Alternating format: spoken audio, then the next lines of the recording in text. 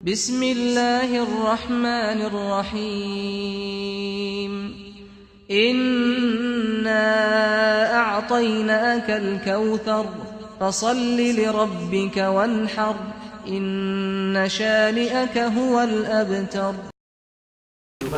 ونصلي ونسلم على سيدنا ومولانا محمد رسوله النبي الأمين المكين الحنين الكريم الروح الرحيم أما بعد أعوذ بالله من الشيطان الرجيم بسم الله الرحمن الرحيم كيف تكفرون بالله وكنتم أمواتا فأحياكم ثم يميتكم ثم يحييكم ثم إليه ترجعون صدق الله العظيم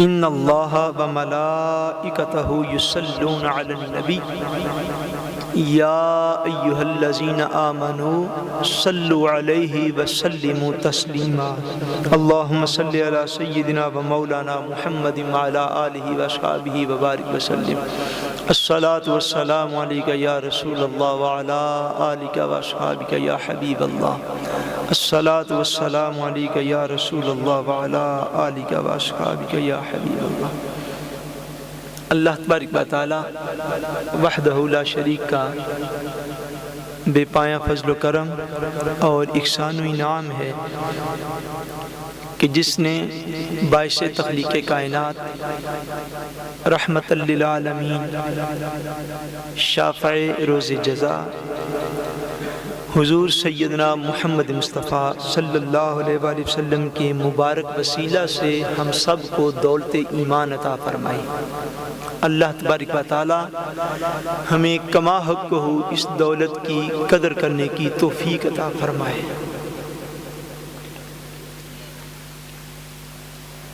آج کے اس پروگرام کے اندر جس عنوان پر ہم نے اختصار کے ساتھ گفتگو کرنی ہے وہ فکر آخرت ہے۔ فکر آخرت اس کے دو اسباب ہیں۔ ایک تو سبب یہ ہے، ایک گرن جو ہے، ریزن جو ہے وہ یہ ہے کہ چونکہ یہ ہماری آج کی اسپیشل محترم حاجی صاحب کے بچوں کی ختم پاک کی محفل بھی ہے، اور ختم پاک کی محفل میں مناسب معلوم ہوتا ہے کہ کچھ تھوڑی دیر بیٹھ کر ہم اپنی آخرت کو کسی حوالے سے یاد کر سکیں،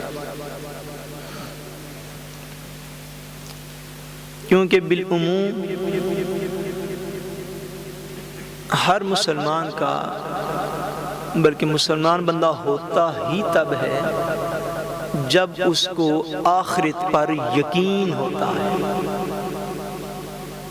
آخرت پر یقین ہو تو پھر بندہ اسلام کے اندر داخل ہوتا ہے اور مسلمان کہلانے کا مستحق بنتا ہے۔ اللہ تبارک و تعالیٰ کو ایک ماننا، نبی کریم صلی اللہ علیہ وآلہ وسلم کو اللہ تبارک و تعالیٰ کا آخری رسول ماننا، قیامت کے دن پر یقین رکھنا، قیامت کے دن کو ماننا، یہ وہ چیزیں ہیں کہ اگر بندہ ان کے اوپر اعتقاد تھرو بلیو نہ رکھے تو بندہ مومن نہیں ہوتا، بندہ کافر رہتا ہے۔ یہ تو مسلمانوں کے ایمان کا ایک حصہ ہے، ایمان میں شامل ہے یہ چیز، مگر کچھ ہماری غفلت، انسان ہے چونکہ یہ غافل ہو جاتا ہے، مگر بعض اوقات غفلت اتنی بڑھ جاتی ہے کہ وہ غفلت بے حسی بن جاتی ہے، وہ غفلت بے حسی سی محسوس ہوتی ہے، جس کا عام رویہ جو ہے وہ ہمارا رویہ جو ہے وہ مختلف مواقع پر اس کو ظاہر کرتا ہے۔ مثال کے طور پر آپ کسی کسی بندے کے گھر کوئی بندہ، اس کا کوئی ریلیٹیو وصال کر جائے، دنیا سے چلا جائے، تو آپ اس کے ہاں فاتحہ پڑھنے جائیں، تو فاتحہ پڑھنے کے بعد فاتحہ شریف جب بندے پڑھ لیتے ہیں، ابھی پورا ہاتھ جو ہے وہ منہ پہ نہیں پھیرتے۔ اب آپ امیرود کی مثال لے لیں، میں آپ کو یہ اپنے گھر سے مثال دے دیتے ہیں، امیرود اپنے علاقے سے۔ آج کل ہماری ان بلڈنگوں میں بورشلا کی طرف سے جو ہے وہ کام ہو رہا ہے۔ یہ فیارے بلوک، اوتھرید، یہ بلوک، یہ تقریباً نیسن فیڈی اب آندھرے بلوک میں ہے۔ یعنی امیرود خاص نہیں، یہ ہمارا مجموعی رویہ ہے۔ بے شک ہم امیرود بیٹھے ہوں، بے شک ہم ڈنمارک جا کے بیٹھ جائیں، بے شک ہم چاند پہ چلیں جائیں، یہ اب ہمارا مجموعی رویہ ہے۔ فاتحہ پڑھ کے آپ ابھی فارغ نہیں ہوتے پوری طرح، کہ سب سے پہلے جو بات کی جائے گی، اس طرح ہاتھ نیچے کرنے کے بعد یہ بات کی جائے گی کہ اچھا یہ آپ نے فیوسیوب دوبارہ کروایا، یہ ریپیرنگ آپ نے پھر کی ہے، یہ پیپر آپ نے نیا لگوایا۔ یہ جو ہمارے رویے ہیں یہ ظاہر کرتے ہیں کہ وہ مجالس جن کے اندر موت کا ذکر ہونا چاہیے تھا،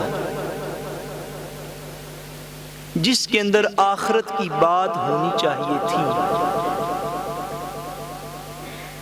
ان مجالس کے اندر بھی جب آخرت کا، قبر کا، موت کا، حشر کا ذکر نہیں ہوتا۔ کل خانی کے ختم پر چلے جائیں، 10ویں 40ویں کے ختم شریف پر آپ چلے جائیں، اکثر اوقات جو ہے، اکثر اوقات آپ کو میگزین، اخبار وہ پڑھنے کو مل جائیں گے۔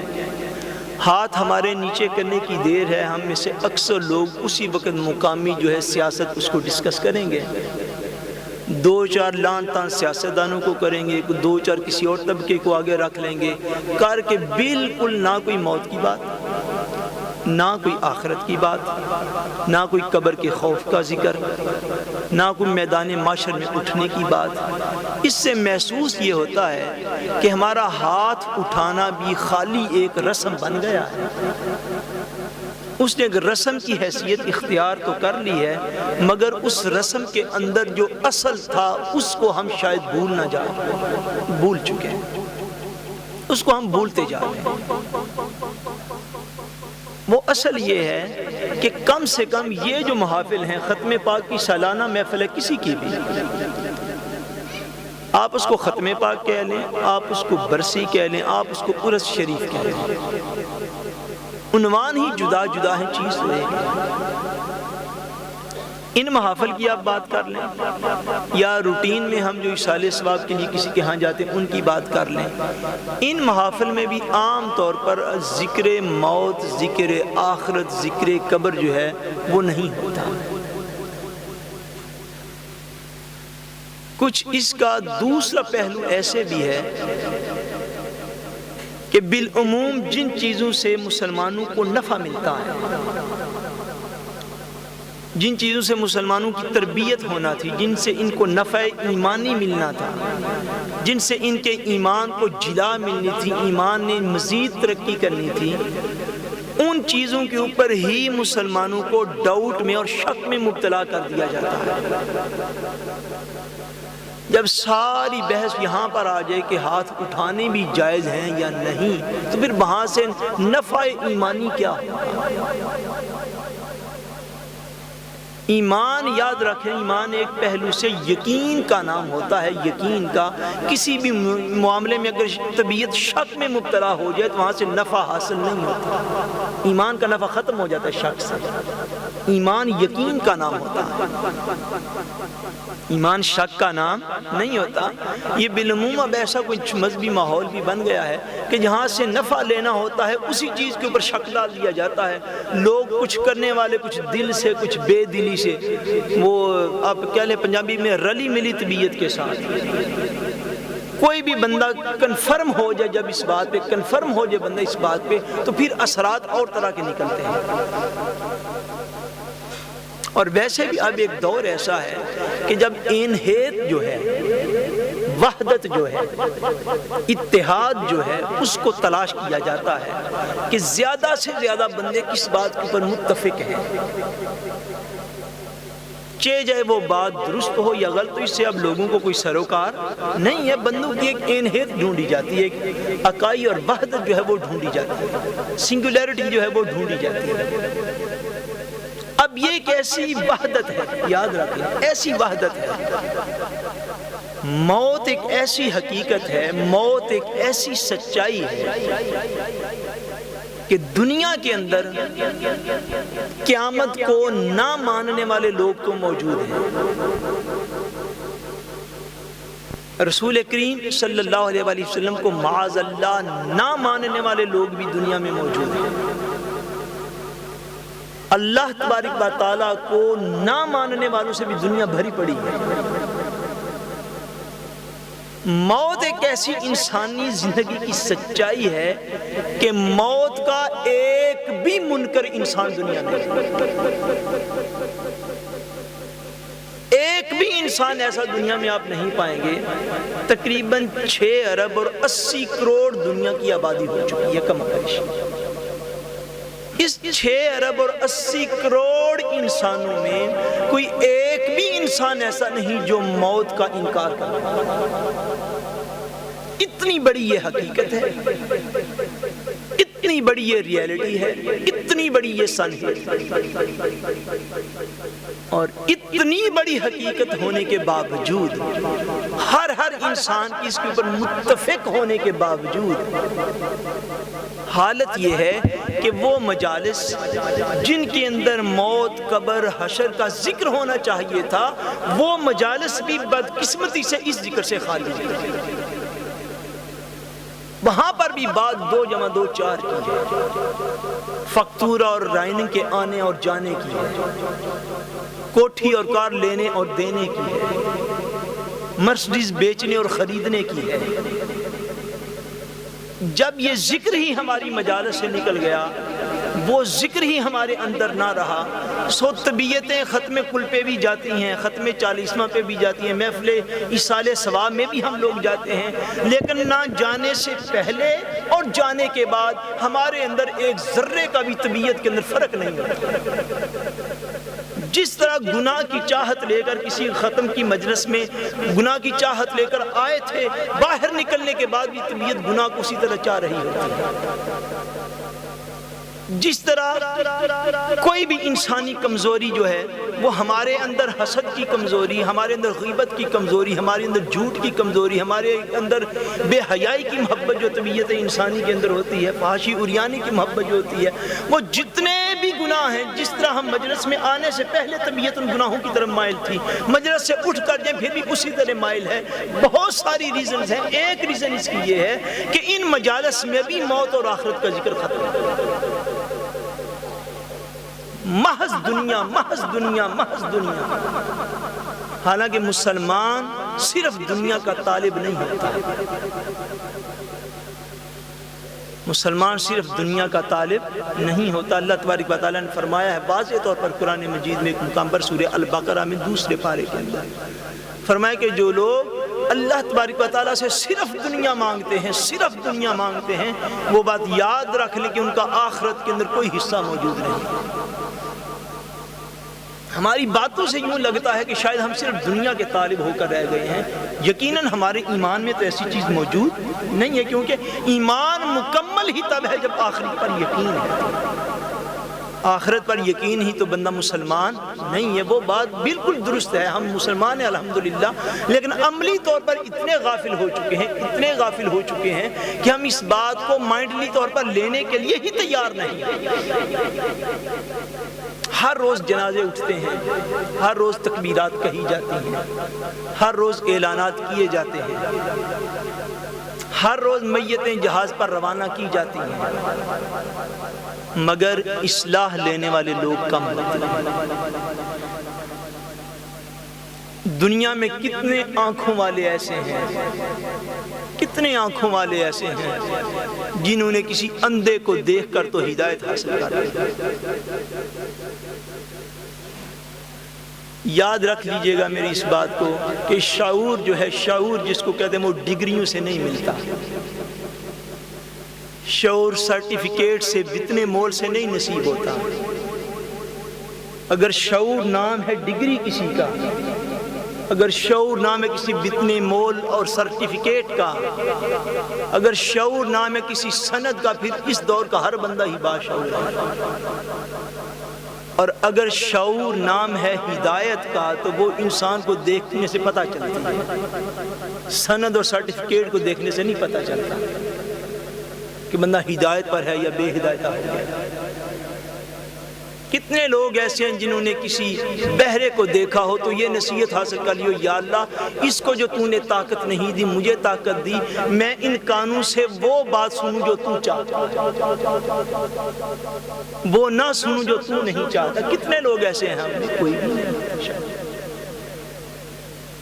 کتنے لوگ ایسے جنہوں نے کسی زبان کی قوت سے محروم فرد کو دیکھ کر کوئی نصیحت پکڑ لی ہو کہ یا اللہ اس کو تو نے بولنے کی طاقت نہیں دی، مجھے دی ہے تو میں ہی اپنی زبان سے غیبت کو بند کر دوں۔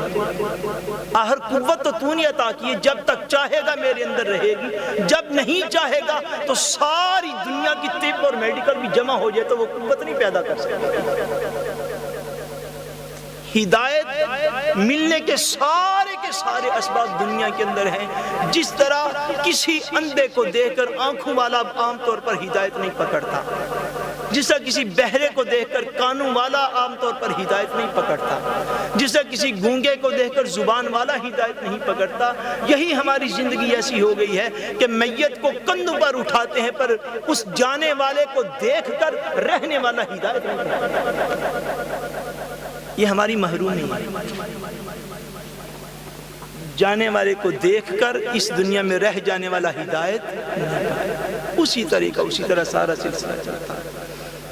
اللہ تبارک و تعالی ارشاد فرماتے ہیں کیف تکفرون باللہ، اے لوگو تم کس طرح اللہ تبارک و تعالیٰ کا انکار کرو گے؟ کیسے تم اللہ کا انکار کر سکتے ہو؟ کنتم امواتا، تمہارے اوپر ایک ایسا وقت تھا کہ تم بے جان تھے، تمہارا ذکر ہی کوئی نہیں تھا کائنات میں، تمہیں جانتا پہچانتا ہی کوئی نہ تھا۔ یہ چودھری صاحب ہیں، یہ بٹ صاحب ہیں، یہ شاہ صاحب ہیں، یہ خطیب صاحب ہیں، یہ وزیر اعظم صاحب ہیں، یہ صدر صاحب ہیں، کوئی ذکر ہی نہیں تھا تمہارا۔ ذرا اس وقت کو تو یاد کرو، تم کوئی پہلے انسان تو نہیں ہے جو دنیا کے اندر آئے ہو۔ اگر 30 سال تمہاری عمر ہے تو 31 سال پہلے تو کسی کو نہیں پتا تھا یہ شخصیت دنیا میں آنے والی ہے۔ کوئی چکر ہی ایسے، کنتم اموات، تم تھے ہی نہ، فاحیاکم، پس ہم نے تمہیں زندگی عطا فرمائی۔ یہ ہماری شان ربوبیت و خالقیت ہے کہ ہم نے تمہیں زندہ کر دیا، ہم نے تمہیں زندگی عطا فرمائی، اور زندگی بھی ایسی کہ لقد خلقنا الانسان فی احسن تقویم، سب سے خوبصورت چہرہ مہرہ ہم نے تمہیں عطا کیا۔ ساری کائنات خدا کی بنی پڑی ہے، فرمایا سب سے اچھی صورت والا ہم نے انسان ہم نے تمہیں بنا دیا۔ کسی بھی انسان کے انسان ہونے میں اس کا کوئی کمال نہیں ہے، اس کا کوئی کمال نہیں کہ وہ انسان ہے، یہ اللہ تبارک و تعالیٰ کی عطا ہے۔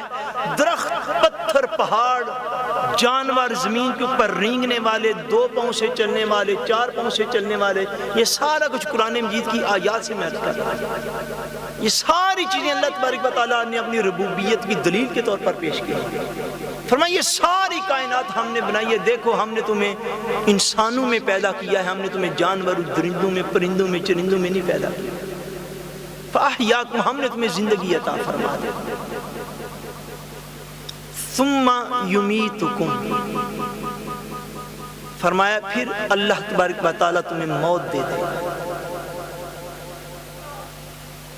پھر کیا کرے گا؟ پھر موت دے دے گا۔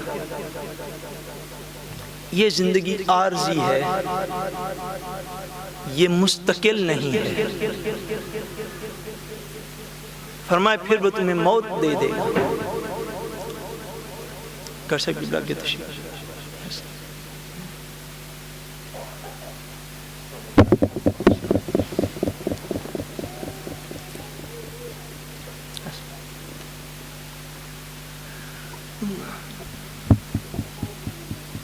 فرمایا فَأَحْيَاكُمْ ثُمَّ يُمِيتُكُمْ، پھر اللہ تبارک و تعالیٰ تمہیں موت دے دے گا، اور وہ موت کیا ہے؟ وہ موت اس جہان سے اگلے جہان میں قدم رکھنا ہے، اس زندگی سے دوسری زندگی میں چلے جانا ہے، اس جہان کو چھوڑ کر اگلے جہان میں پہنچ جانا ہے۔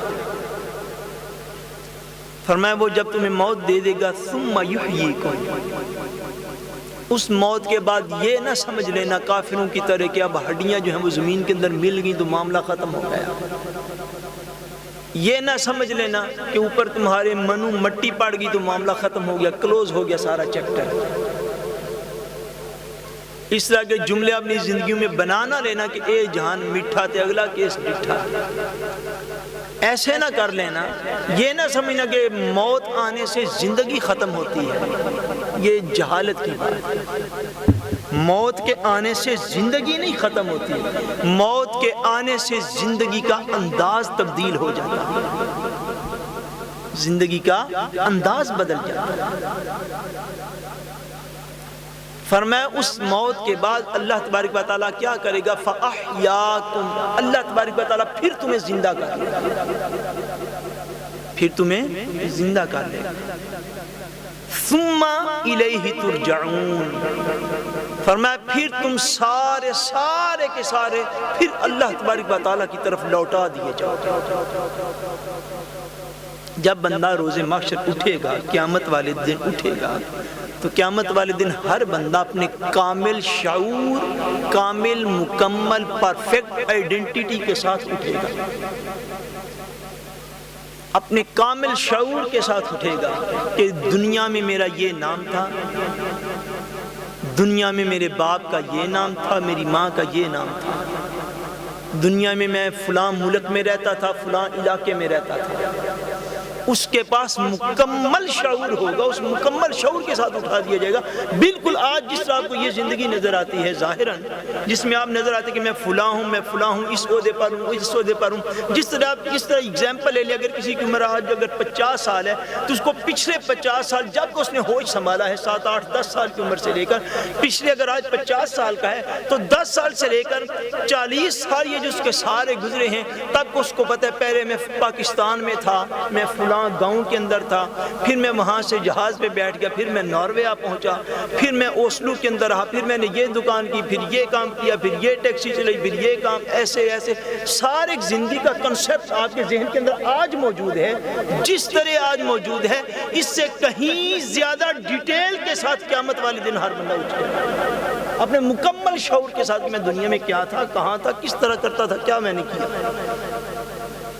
فرمایا ثم الیہ ترجعون، پھر تم سارے کے سارے اللہ تبارک و تعالیٰ کی طرف لوٹا دیے جاؤ گے۔ سیدنا آدم علیہ السلام سے لے کر اس قیامت کے آخری دن پیدا ہو کے مرنے والا جو ہے وہ سارے کے سارے انسان میں اینگان ایک ہی نشست کے اندر، ایک ہی لمحے کے اندر اللہ تبارک و تعالیٰ کی بارگاہ میں پیش کر دیا جائے گا۔ یہ زندگی جو ہے اس کے انداز اور اس کو یاد رکھنے کی بڑی سخت ضرورت ہے۔ اللہ تبارک و تعالیٰ نے قرآن مجید میں ایک مقام پر ارشاد فرمایا جب تم اللہ تبارک و تعالیٰ کی بارگاہ میں پہنچو گے پھر یہ بھی یاد رکھ لینا الیوم نختم علی افواہہم، فرمایا آج تو اپنے بڑی چرب زبانی سے تم ساری باتیں کرتے رہتے ہو، جھوٹ کو سچ، سچ کو جھوٹ، ہمیشہ تم ثابت کرتے رہتے ہو، کوئی بندہ بھی اس سے باز نہیں آتا، نہ میڈیا والے نہ غیر میڈیا والے، ہمیشہ لگے رہتے ہو۔ فرمایا ایک دن وہ آنے والا ہے تمہارے اوپر الیوم نختم علی افواہہم، کہ فرمایا قیامت والے دن تمہارے منہ جو ہیں، تمہارے موت جو ہیں، ان کے اوپر اللہ تبارک و تعالی مہر لگا دے گا۔ وَتُكَلِّمُنَا أَيْدِيهِمْ، فرمایا اور تمہارے ہاتھ جو ہیں وہ ہم سے باتیں کریں گے۔ وَتَشْهَدُ أَرْجُلُهُمْ بِمَا كَانُوا يَكْسِبُونَ، اور فرمایا تمہارے پاؤں جو ہیں وہ تمہارے اعمال کی گواہی دیں گے جن سے تم جس طرف چل کے جایا کرتے۔ فرمایا تمہارے ہاتھ بول پڑیں گے، تمہارے پاؤں بول پڑیں گے، جسم کی کھال بول پڑے گی۔ اس دن ہم منہ جو ہے تمہارے بند کر دیں گے، تم سے پوچھا نہیں جائے گا تم نے کیا کیا کیا، جو کچھ تم نے کیا تمہارے ہاتھ خود اٹھ کے گواہی دیں گے کہ اس شخص نے میرے ساتھ یہ کیا، یہ گناہ کیا، یہ جرم کیا، یہ تیری نافرمانی کی۔ جس طرف تمہارے پاؤں اللہ تبارک و تعالیٰ کی نافرمانی میں یا اطاعت میں جہاں جہاں چل کے گئے، پاؤں خود گواہی دیں گے یا اللہ یہ مجھ سے چل کے یہاں پہ گیا، یہاں پہ گیا، یہاں پہ گیا۔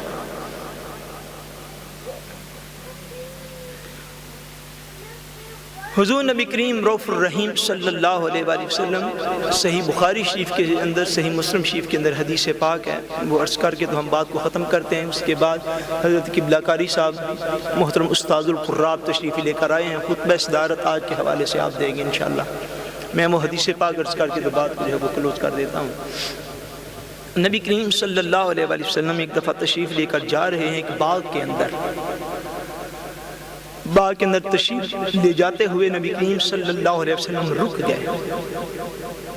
حضرت عبداللہ ابن عباس رضی اللہ تعالیٰ عنہ پر روایت فرماتے ہیں، آپ فرماتے ہیں حضور رک گئے، حضور نے فرمایا کہ یہ جو دو قبریں ہیں ان قبر والوں کو عذاب ہو رہا ہے، ان قبر والوں کو بولیے کیا ہو رہا ہے؟ عذاب ہو رہا ہے۔ عرض کی گئی یا رسول اللہ، بولیے نا صلی اللہ علیہ وسلم، فرمائے ان قبر والوں کو عذاب ہو رہا ہے،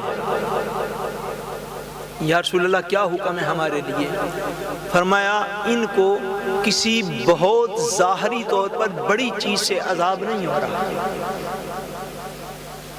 یا رسول اللہ کن چیزوں سے عذاب ہو رہا ہے انہیں؟ فرمایا ان میں سے ایک بندہ تو وہ ہے جو دنیا میں چغلی کیا کرتا تھا۔ جو دنیا میں کیا کرتا تھا؟ بولیے، چغلیاں کیا کرتا تھا۔ اب چغلی کی تو ڈیفینیشن کرنے کی ضرورت نہیں ہے۔ چغلی کی ڈیفینیشن یہ ہے، اگر ڈیفینیشن سننا چاہیں تعریف اس کی یہ ہوتی ہے شرعی طور پر، چغلی کی تعریف یہ ہے کہ فساد ڈالنے کے لیے، تفرقہ ڈالنے کے لیے، لڑائی کروانے کے لیے ایک شخص کی بات کو دوسرے شخص سے جا کے بیان کر دے، یہ چغلی ہوتی ہے۔ دیکھا دو گھروں کے اندر بڑی صلح صفائی ہے تو انسانی طبیعت، انسان کبھی کسی کے حق میں اور کبھی کسی کے خلاف بات سننی، بھائی اس نے تو پھر اس بات کو لے کے چل لے۔ اب تو چلنے کا بھی دور ختم ہو گیا، اب تو سارے غیبت کے گناہ، چغلی کے گناہ، جھوٹ کے سارے گناہ ٹیلی فون پہ اویلیبل ہیں، اب تو چلنے کی بھی ضرورت کوئی نہیں۔ ادھر سے فون ملایا، بھائی فلاں بندہ تو تمہیں یہ کہہ رہا ہے، اور دیکھا ان دونوں کے اندر بڑی صلح ہے، بڑی اچھے طریقے سے وہ رہ رہے ہیں، بڑے اچھے دوست ہیں آپس میں، بڑے اچھے ہمسائے ہیں، بڑے اچھے رشتہ دار ہیں۔ کسی بھی دو مسلمانوں کے درمیان اختلاف پیدا کرنے کے لیے، تفرقہ ڈالنے کے لیے، ان کو لڑانے کے لیے ایک کی بات دوسرے کے ساتھ کرنا، یہ چغلی کہلاتا ہے۔ یہ کیا کہلاتا ہے؟ یہ چغلی کہلاتا ہے۔ فرمایا نبی کریم صلی اللہ علیہ وسلم نے، حضور نے فرمایا کہ ان دو میں سے ایک کو اس لیے عذاب ہو رہا ہے کہ یہ دنیا میں چغلیاں کیا کرتا تھا۔ یا رسول اللہ دوسرے کو؟ فرمایا دوسرے کو عذاب اس لیے ہو رہا ہے کہ وہ اپنے ہی پیشاب کی چھینٹوں سے نہیں تھا بچتا۔ فرمایا ظاہری طور پر تو یہ معمولی گناہ نظر آتے ہیں، وہ طہارت مکمل طریقے سے نہیں تھا کرتا، وہ مکمل طور پر پاکیزہ نہیں تھا رہتا، وہ اس کا جسم یا اس کا لباس جو ہے وہ پورا گندہ رہتا تھا اس کے اپنے ہی پیشاب کی چھینٹوں سے۔ فرمایا ان دو کو اس وجہ سے عذاب ہوا ہے۔ یہ تو ہے ایک پہلو۔ اب ذرا دوسرے پہلو کی طرف آئیں کہ اللہ تبارک و تعالیٰ نے اپنے پیارے نبی کو عظمت کتنی عطا فرمائی ہے۔ اللہ تعالیٰ نے کتنی عظمتیں حضور کو عطا فرمائی ہیں کہ حضور صلی اللہ علیہ وآلہ وسلم جب قبر کے اوپر سے گزریں تو قبر کے اندر کے حالات کو جاننے والے ہیں، قبر کے اوپر سے گزرے تو قبر کے اندر کے حالات کو جاننے والے ہیں، بلکہ شاید اسی حدیث پاک کی کسی اور روایت کے اندر ایسا ہے کہ تاجدار کائنات صلی اللہ علیہ وسلم نے خچر پر سوار جا رہے تھے، وہ خچر ہی ڈر کے تو بدک گیا، وہ خچر بھی ڈر کے بدک گیا تھا۔ صحابہ نے پوچھا یا رسول اللہ اس کو کیا ہوا؟ فرمایا اس میرے خچر نے قبر والوں کے عذاب کو دیکھ لیا۔ حضور صلی اللہ علیہ وسلم کو اللہ تبارک و تعالیٰ نے وہ مقام و مرتبہ عطا فرمایا ہے۔ قبر جو ہے یاد رکھنے، قبر آخرت کی پہلی منزل ہے، قبر آخرت کی پہلی منزل ہے، یعنی قبر اس روئے زمین پر ہونے کے باوجود آخرت ہے، زمین پر ہونے کے باوجود کیا ہے وہ آخرت ہے، وہ آخرت کی پہلی منزل ہے۔ اور حضور صلی اللہ علیہ وسلم عالم دنیا میں ہیں، آپ اس وقت عالم دنیا میں تھے جب حضور نے وہ مشاہدہ فرمایا، سو قبر برزخ ہے، حضور عالم دنیا میں تھے، حضور نے عالم دنیا میں رہ کر اس عالم برزخ کا مشاہدہ نہ صرف فرمایا بلکہ وہ جو مرنے والے تھے پتہ نہیں کتنے سالوں سے وہ مر کے دنیا سے جا چکے تھے، خدا جانے ان کو 100 سال ہوئے یا 1000 سال، یہ اللہ اور اللہ کا رسول بہتر جانتا ہے۔ تاجدار کائنات کو اللہ تبارک و تعالیٰ نے وہ علم عطا فرمایا تھا، وہ غیوبات کا علم عطا فرمایا تھا کہ حضور نے خالی ان مردوں کو جانا نہیں، خالی ان کو پہچانا نہیں، حضور نے صرف اور صرف ایسا نہیں ہوا کہ حضور نے ان کے اوپر عذاب دیکھ لیا، نہیں، اللہ نے اپنے پیارے رسول کو وہ علم عطا فرمایا ہے کہ حضور نے ان کی پچھلے سالوں میں گزری ہوئی زندگی میں جو انہوں نے گناہ کیے تھے تاجدار کائنات نے ان کا بھی بیان فرمایا، اور میں یاد رکھنا خدا تعالیٰ نے مجھے وہ علم عطا فرمایا کہ یہ جانے والے تو پتہ نہیں کتنے 100 ہزاروں سالوں پہلے دنیا سے جا چکے ہوں گے، انہوں نے جو کچھ اپنی زندگی میں پہلے کیا حضور صلی اللہ علیہ وسلم اس کا بھی بیان فرما رہے ہیں کہ یہ لوگ ایسے ہیں کہ جنہوں نے اپنی زندگی میں ان باتوں سے احتیاط نہیں کی۔ اور اس بات کو یاد رکھ لو کہ جس طرح تاجدار کائنات صلی اللہ علیہ وسلم اپنی ظاہری حیات پاک میں تھے تو حضور عالم برزخ کو دیکھتے تھے، عالم برزخ کو دیکھتے تھے۔ اب تاجدار کائنات عالم برزخ میں ہیں مگر اسی طرح اپنی ساری امت کو حضور ملاحظہ فرما رہے ہیں۔ اب عالم برزخ میں ہیں مگر اب عالم دنیا کو دیکھتے ہیں، تب عالم دنیا میں تھے تو عالم برزخ کو دیکھتے ہیں۔ اب تاجدار کائنات صلی اللہ علیہ وسلم بے شک گنبد خضرا کے نیچے تشریف فرما ہیں مگر حضور صلی اللہ علیہ وسلم ساری کائنات کا مشاہدہ فرما رہے ہیں، جیسا کہ نبی کریم صلی اللہ علیہ وسلم نے خود ارشاد فرمایا، حضور نے ارشاد فرمایا کہ میری امت کے اعمال میری بارگاہ میں پیش کیے جاتے ہیں، میری امت کے اعمال میری بارگاہ میں پیش کیے جاتے ہیں۔ فرمایا ان کے برے اعمال کو دیکھ کر میں اللہ سے استغفار طلب کرتا ہوں اور ان کے اچھے اعمال کو دیکھ کر میں قبر میں بھی خوش ہوتا ہوں۔ حضور صلی اللہ علیہ وسلم اب حاجی جو ہیں، حاجی صاحبان گئے ہوئے ہیں، انشاءاللہ تعالی اس ویک میں یا صبح یا کل پرسوں واپس آنے والے ہیں۔ حضور صلی اللہ علیہ وسلم کی بارگاہ میں اللہ تبارک و تعالیٰ سب کو بار بار لے جائے، سب کو بار بار لے کے جائے۔ جب بھی وہاں پہ جائیں تو اس بات کا ضرور یہ خیال رکھیں کہ وہاں پہ جانے کے بعد بھی اگر کوئی پردہ ہے تو میرے یا آپ کی آنکھ کے اوپر ہے، مصطفیٰ کریم پر کوئی پردہ نہیں ہوگا۔ حضور جانتے ہیں میرے در پہ کون سا آیا ہے، میرا کون سا امتی آیا ہے۔ بہرحال میں عرض کر رہا تھا کہ نبی کریم صلی اللہ علیہ وسلم نے ارشاد فرمایا کہ ان دو لوگوں کو تو اس وجہ سے عذاب قبر ہوتا ہے، اور اس میں ساری امت کے لیے قیامت تک کے لیے تنبیہ ہے۔ اب چغلی، خالی چغلی جو ہے اس سے مراد میرے خیال میں خالی چغلی نہیں ہوگا، یعنی زبان سے کیے ہوئے سارے گناہ اس کے اندر شامل ہیں۔ اس نے پیشاب کی چھینٹوں سے جو بتا دیا تو شرمگاہ سے کیے ہوئے ساری غلطی اس کے اندر شامل ہیں۔ فرمایا یہ دو ایسے گناہ ہیں جن کی وجہ سے قبر کے اندر بھی عذاب ہوتا ہے۔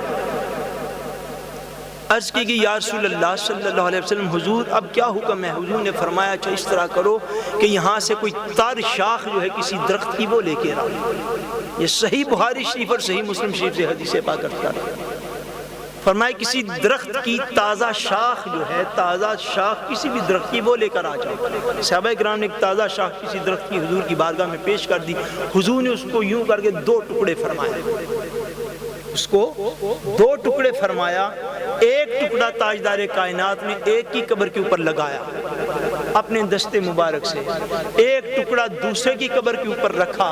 حضور نے ارشاد فرمایا جتنی دیر تک یہ جو درخت کی شاخیں ہیں، جتنی دیر تک یہ ہری بری رہیں گی، اتنی دیر تک اللہ تبارک و تعالی ان کے عذاب میں کمی فرماتا رہے۔ یہ ہے ایصال ثواب۔ یہ کیا ہے؟ یہ ایصال ثواب۔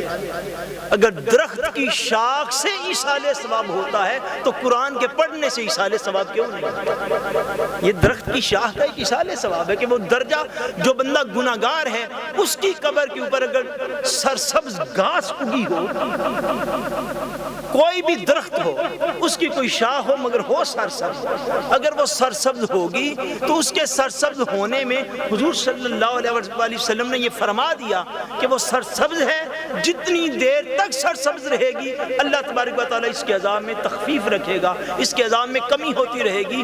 سو اگر گناہگار کی درخت کے اوپر پھول چڑھا دیے جائیں، اس کی درخت کے اوپر کوئی تر شاخ جو ہے وہ رکھ دی جائے، اس کی قبر کے اوپر جو ہے وہ گھاس اگ آئے، آپ کو پتہ ہے ہمارے فقہی مسائل کے اندر یہ چیز شامل ہے کہ اگر قبر کے باہر اگر لگا دیے جائے کوئی بھی چیز، اینٹوں کی قسم میں سے، مرمر کی قسم میں سے، قبر کے اوپر اگر باہر سے اس کو لگا دیا جائے، یاد رکھیے گا قبر کے اندر پکی اینٹ بھی لگانے کی اجازت نہیں ہوتی۔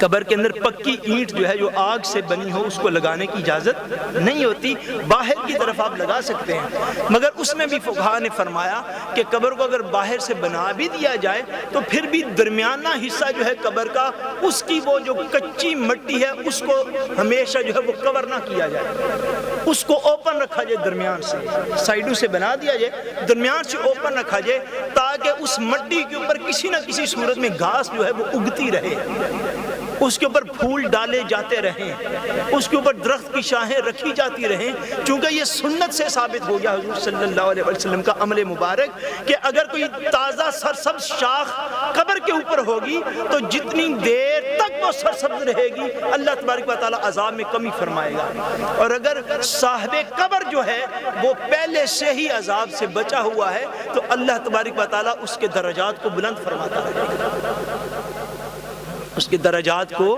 بلند فرماتا رہے گا۔ سو یہ جو ہے بعض اعمال کے ساتھ اہل قبر کو اللہ تبارک و تعالیٰ راحت عطا فرماتا ہے، خوشی عطا فرماتا ہے، اور ان خوشیوں میں سے بہت بڑی خوشی یہ ہوتی ہے کہ اگر کوئی ایسا عمل پیچھے رہ جانے والا شخص کوئی ایسا عمل کرے کہ اس کے عمل کرنے سے قبر کے اندر اس کے یا تو گناہ معاف ہو جائیں یا اس کے درجے بلند کر دیے جائیں، یا اس کے درجے بلند کر دیے جائیں۔ اللہ تبارک و تعالیٰ کے پیارے رسول صلی اللہ علیہ وسلم نے اپنی اس فرمان اقدس کے تحت یہ سب کو تعلیم دی، میں اسی پر بات ختم کرنے لگا ہوں، سب کو یہ تعلیم دی کہ جب بھی دنیا سے جاؤ، دنیا کے اندر بلکہ رہو تو ان چیزوں سے بچ کے رہنا جن کی میں اطلاع ساری امت کو دے کے جا رہا ہوں، ایسے گناہ نہ کرنا کہ جس کے وجہ سے قبر کے اندر گرفت ہو سکے، اور جتنی دیر دنیا میں زندہ رہنا اپنی قبر اور حشر کو یاد کر کے زندہ رہنا، اس لیے کہ دنیا کی بے ثباتی اتنی ہے، دنیا کا فانی ہونا اتنا ہے کہ اس دنیا میں جن لوگوں کی خاطر تو اللہ تبارک و تعالیٰ کی نافرمانی بھی کر گزرتا ہے، ان لوگوں میں سے کوئی بھی بندہ تیرے ساتھ قبر میں نہیں اترتا۔ لوگوں کی زمینوں کے اوپر قبضے کر لیتے ہیں، لوگ حرام مال کماتے ہیں، حرام مال اپنی اولادوں کو کھلاتے ہیں، لوگ لوگوں کو جائیدادوں کی خاطر قتل تک کر ڈالتے ہیں، لوگ چغلیاں کر کے دو بھائیوں کو لڑا دیتے ہیں آپس کے اندر صرف دنیا داری کے حصول کے لیے. سارا کچھ ہم لوگ کر رہے ہیں. کیا وجہ کیا ہے؟ وجہ حقیقتاً یہ ہے کہ ہم نے جو قیامت کے اوپر یقین ہم نے کر رکھا ہے وہ شاید ہمارے دل میں نہیں اترا، خالی زبان. وہ یقین ہمارے اندر نہیں آتا. ہم جنازے کو کندھا دیکھ کر بھی یہ سمجھے ہوئے ہیں شاید یہی مرا ہے، پتہ نہیں ہماری باری آئے یا نہ ہی آئے. شاید ہمارا عمل یہ بتاتا ہے کہ ہم یہ سمجھتے ہیں. زندگی سے زیادہ ناقابل اعتبار کوئی چیز نہیں. ہر چیز کی ایک گارنٹی ہے. آپ جاتے ہیں کوئی چیز بازار سے لینے کے لیے تو آپ پوچھتے ہیں اس کی کتنے سال کی گارنٹی ہے. تو ہمیں کبھی یہ تو خیال نہیں ہے اس سے چیز کی تو گارنٹی پوچھیں، ہماری اپنی گارنٹی کیا ہے. حضرت سلطان العارفین سلطان باہو رحمت اللہ تعالیٰ علیہ ارشاد فرماتے ہیں، آپ فرماتے ہیں بندے کی کل زندگی 2 سانس ہے. کتنی ہے؟ صرف 2 سانس فرماتے ہیں بندے کی زندگی ہے کہ ایک وہ سانس جو باہر نکلا، دوسرا وہ سانس جو اندر گیا. جو اندر گیا خبر نہیں وہ باہر آئے گا یا نہ آئے گا، بات ختم ہو جائے گا. سب سے زیادہ ناقابل اعتبار جو چیز ہے وہ یہ زندگی ہے. اور ہم مادیت میں اتنے آگے چلے گئے ہیں کہ سب سے زیادہ ہم جس سے پیار کرتے ہیں وہ بھی یہی زندگی ہے. اللہ تبارک و تعالیٰ نے فرما دیا اے لوگو تم اس دنیا سے چلے جاؤ گے جس سے پہلے سارے لوگ چلے گئے، تم بھی چلے جاؤ گے. اس وقت کو تو یاد کرو جب تم ہوگے اور تمہاری قبر ہوگی، اور اس اندھیری قبر کے اندر، اس اندھیرے گھر کے اندر، اس اندھیری جگہ کے اندر، اس اندھیرے مرکز کے اندر، اس اندھیرے گھر کے اندر نہ کوئی سانپ ہے، نہ کوئی بچھو ہے، نہ کوئی آگ ہے، نہ کوئی عذاب ہے. اسی طرح نہ کوئی ثواب ہے، نہ کوئی اجر ہے، نہ کوئی روشنی ہے، نہ کوئی راحت ہے. وہ سارے اجر اور وہ سارے عذاب کیا ہیں؟ یہ دن رات ہے جو سارا ہم گزار کے جا رہے ہیں. دیٹس آل، اس کے علاوہ کچھ نہیں. قبر ایک مکان ہے، یاد رکھ لینا، جس کے اندر اگر روشنی لینی ہو تو وہ روشنی اس دنیا سے ملتی ہے.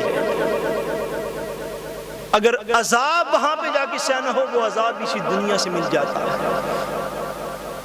وہ قبر کے جو سانپ ہیں وہ اور تو کچھ نہیں، وہ دنیا کے اندر کی ہوئی غلطیاں ہیں جو سانپ بن کر قبر میں سامنے آ جاتی ہیں. وہ اللہ تبارک و تعالیٰ کی نافرمانیاں ہیں. وہ جو قبر کے بچھو ہیں وہ اور کچھ بھی نہیں، وہ تمہاری عادت ہے جو بچھو کی طرح لوگوں کو ڈستی جا رہی ہے اس دنیا کے اندر. قبر کی راحت اور کچھ نہیں، وہ وہی راحت ہے جو اس دنیا کے اندر تم نے دوسرے انسانوں کو دے رکھی ہے. اس میں چراغ لے کر جانا ہو. اعلیٰ حضرت نے غالباً کیا خوب کہا، لحد میں عشق روح شاہ کا داغ لے کر چلے، اندھیری رات سنی تھی چراغ لے کے چلے. فرماتے ہیں کہ ہم نے تو سنا تھا قبر بڑی اندھیری جگہ ہے، اللہ کا شکر ہے ہم دنیا سے عشق مصطفیٰ کا سودا لے کر قبر کے اندر جا رہے ہیں. حضور کی محبت قبر کے اندر روشنی ہے. حضور کی محبت قبر کے اندر روشنی ہے. جس نے عزت مصطفیٰ صلی اللہ علیہ وسلم کا پہرا دیا، یاد رکھ لو، ناموس مصطفیٰ صلی اللہ علیہ وسلم کا پہرا دیا، تحفظ ناموس رسالت کے لیے جس نے اپنے دن رات ایک کیے. یہ نہیں اپنی عزت کی خاطر تو سارے جہان سے لڑتا ہے. سیشن کورٹ سے شروع ہوتا ہے، پھر صوبائی عدالت کے اندر جاتا ہے، پھر ہائی کورٹ سے آگے چلتا ہے، پھر سپریم کورٹ میں جاتا ہے، پھر سپریم کورٹ سے آگے چلتا ہے، پھر یونائیٹڈ نیشن تک چلا جاتا ہے. اپنا حق اتنا سا بھی ڈسٹرب ہو جائے تو ساری دنیا کھنگال مارتا ہے. مصطفیٰ کریم کی عزت کے اوپر حرف آ جائے سارے دروازے بند کر کے گھر بیٹھ جاتا ہے. ایسے سودے نہیں ہوتے. سودے حضور صلی اللہ علیہ وسلم کی محبت کے یہ ہیں کہ حضور کی عزت کے دفاع کے لیے اپنا تن من دھن قربان کر دو. یہ زمین کسی کی نہیں، اللہ کی ہے.